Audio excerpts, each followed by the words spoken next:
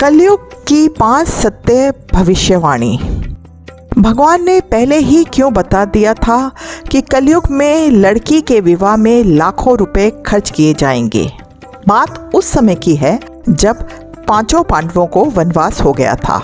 वनवास जाने से पहले पांडवों ने भगवान श्री कृष्ण से पूछा, हे श्री कृष्ण, अभी यह द्वापर युग का अंतकाल चल रहा है, आप हमें बताएं कि आने वाले कलयुग की गति क्या और कैसी होगी। तब भगवान श्री कृष्ण कहते हैं कि मैं तुम्हें इसका सीधा सा उत्तर तो नहीं दे सकता, लेकिन इतना कहूँगा कि तुम पांचों भाई वन में जाओ और वन में जो कुछ भी तुम्हें दिखे मुझे आकर बताओ, फिर मैं तुम्हें उसका कलयुग में प्रभाव बताऊंगा। इसके बाद पांचों भाई वन में चले गए। फिर उन्होंने वन में जो देखा वह देखकर आश्चर्यचकित रह गए। आखिर उन्होंने वन में ऐसा क्या देखा और फिर भगवान श्री कृष्ण ने उन्हें क्या जवाब दिया, आइए जानते हैं भगवान द्वारा कही गई कलयुग की 5 सत्य भविष्यवाणी को। भगवान श्री कृष्ण के कहे अनुसार पांचों भाई अलग अलग दिशाओं में वन की ओर निकल गए।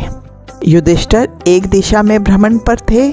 उन्होंने एक जगह पर देखा कि एक हाथी के 2 सूंड थे।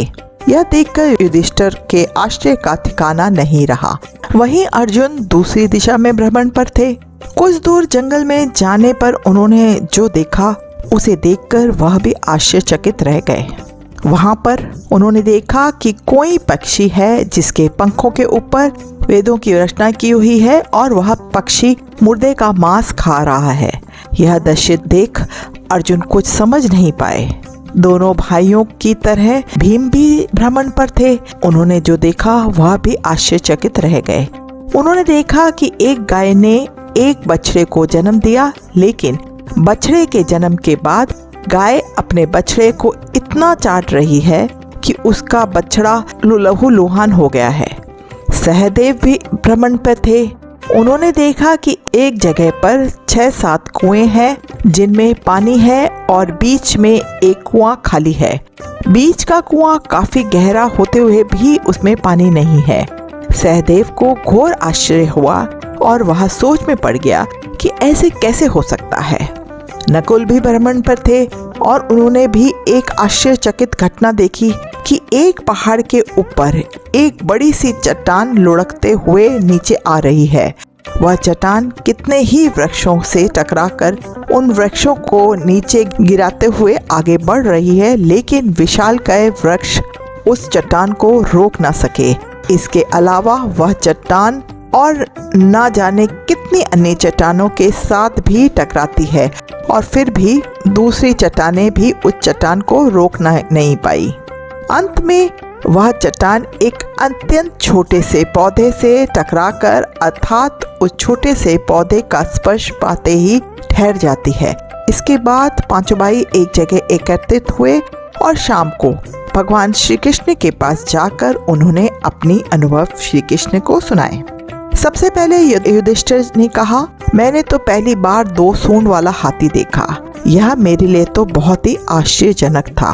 तब भगवान श्री कृष्ण कहते हैं कि प्रिय पांडवों, अब तुम कल की काल यानी जिस युग में भगवान श्री विष्णु कल के अवतार लेंगे उस युग की यानी कलयुग की बातें सुनो। तब भगवान श्री कृष्ण ने कहा कि कलयुग में ऐसे लोगों का राज्य होगा जो दोनों ओर से शोषण करेंगे, बोलेंगे कुछ और करेंगे कुछ, और मन में कुछ और होगा और कर्म कुछ और होंगे। ऐसे ही लोगों का कलयुग में राज होगा। पांडवों, तुम कलयुग के आने से पहले तक राज्य कर लो।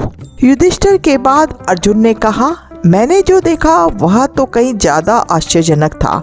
मैंने देखा कि एक पक्षी के पंखों पर वेदों की रचना लिखी हुई थी और वह पक्षी मुर्दे का मांस खा रहा है। तब भगवान श्री कृष्ण कहते हैं कि कलयुग में ऐसे लोग रहेंगे, विज्ञान की चर्चा करेंगे, लेकिन उनके आचरण राक्षसी होंगे। वह बड़े पंडित और विद्वान कहलाएंगे, किंतु यह देखते रहेंगे कि कौन सा मनुष्य कब मरे, कब हमारे सभी रिश्ते नाते मरे और हमारे नाम से संपत्ति हो जाए। भगवान श्री कृष्ण अर्जुन से कहते हैं कि हे अर्जुन, राजनीति के व्यक्ति विचार करेंगे कौन से मनुष्य को मारा जाए और राजनीतिक गद्दी हमारे नाम पर हो जाए। कलयुग के लोग हर जाति धर्म पर प्रमुख पदों पर बैठकर विचार करेंगे कि कब किसका श्राद्ध हो और कौन कब किस पद से हटे और हम उस पद पर चढ़कर बैठ जाएं। चाहे कितने भी बड़े लोग हों, परंतु उनकी दृष्टि धन और पद के ऊपर ही रहेगी। ऐसे लोगों की ही बहुतायत होगी और कलयुग में ऐसे लोगों का ही राजकाज होगा। अर्जुन के बाद भीम ने अपना अनुभव भगवान श्री कृष्ण को सुनाया। भीम ने कहा, मैंने तो यह देखा कि एक गाय अपने बछड़े को जन्म देने के बाद इतना चाटती है कि बछड़ा लहूलुहान हो जाता है। तब भगवान श्री कृष्ण कहते हैं कि कलयुग का मनुष्य शिशुपाल हो जाएगा। कलयुग में माताओं की अपने बच्चों के लिए ममता इतनी बढ़ जाएगी कि उन्हें अपने विकास का अवसर ही नहीं मिलेगा। मोह माया में ही घर बर्बाद हो जाएगा। किसी का बेटा घर छोड़कर साधु बनेगा तो हजारों लोग उस साधु के दर्शन करने को तरसेंगे, और यदि उनके अपने बेटे ने साधु बनना चाहा तो रोएंगे कि मेरे बेटे का क्या होगा। इतनी ज्यादा ममता होगी कि लोग अपने बच्चों को उसे मोह माया और परिवार में ही बांध कर रखेंगे। उसका जीवन वहीं खत्म हो जाएगा। तब भगवान श्री कृष्ण भीम को समझाते हुए कहते हैं कि हर मनुष्य को यह जानना जरूरी है कि वास्तव में लड़के तुम्हारे नहीं हैं, वह तो बहुओं की अमानत है और लड़कियां जमाइयों की अमानत है। तुम्हारा यह शरीर मृत्यु की अमानत है और तुम्हारी आत्मा परमात्मा की अमानत है। इसलिए तुम्हारा अपने शाश्वत संबंध को जानना आवश्यक है। भीम के बाद सहदेव ने भगवान श्री कृष्ण से कहा कि हे श्री कृष्ण, मैंने यह देखा कि एक जगह पर 6-7 बड़े कुओं के बीच एक गहरा कुआं बिल्कुल खाली है, जबकि ऐसा संभव कैसे हो सकता है। तब भगवान श्री कृष्ण सहदेव को जवाब में कहते हैं कि कलयुग में लोग लड़की के विवाह में, मकान के उत्सव में और छोटे बड़े उत्सव में तो लाखों रुपए खर्च कर देंगे, परंतु पड़ोस में यदि कोई भूखा प्यासा मर रहा होगा तो यह नहीं देखेंगे कि उसका पेट भरा है या नहीं।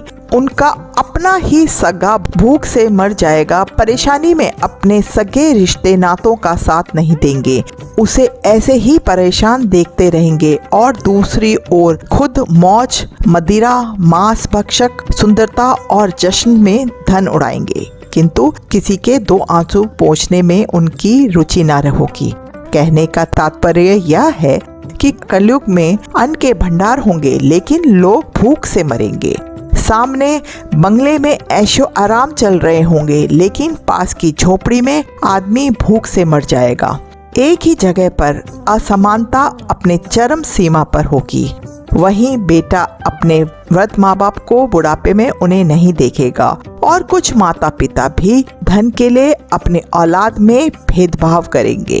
सहदेव के बाद नकुल ने भगवान श्री कृष्ण को बताया कि मैंने भी एक आश्चर्य देखा कि एक बड़ी सी चट्टान पहाड़ से लुढ़की, लेकिन वृक्षों के तने और दूसरी चट्टानें भी उस बड़ी चट्टान को न रोक पाए, किंतु एक छोटे से पौधे के स्पर्श में आते ही वह बड़ी चट्टान रुक गई। यह बहुत आश्चर्यजनक था। नकुल ने भगवान श्री कृष्ण से कहा, हे कृष्ण, मैं इस घटना को समझ नहीं पाया, अब आप ही बताएं यह कैसे हुआ, आखिर यह कैसे संभव है। तब भगवान श्री कृष्ण मुस्कुराते हुए नकुल से कहते हैं कि कलयुग में मानव का मन इतना नीचे गिर जाएगा कि उसका पतन होना निश्चित होगा। उसका यह जीवन धन की शिलाओं से नहीं रुकेगा, ना ही सत्ता के वृक्षों से रुकेगा।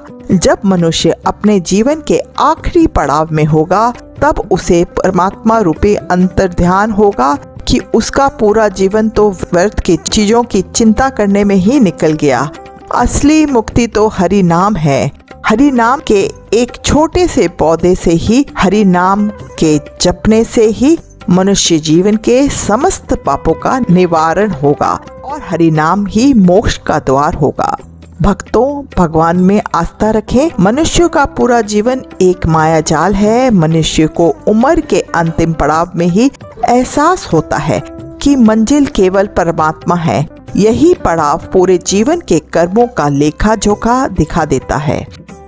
इसलिए केवल हरि नाम ही कलयुग में मोक्ष पाने के लिए एकमात्र उपाय है। यदि आपको वीडियो अच्छा लगा हो तो वीडियो को लाइक एंड शेयर करें। चैनल पे नए हैं तो चैनल को सब्सक्राइब जरूर करें। वीडियो को अंत तक देखने के लिए आपका तहे दिल से शुक्रिया। मिलते हैं आपसे नए वीडियो में, तब तक के लिए राम राम, शब्बा खैर, अपना ध्यान रखिएगा।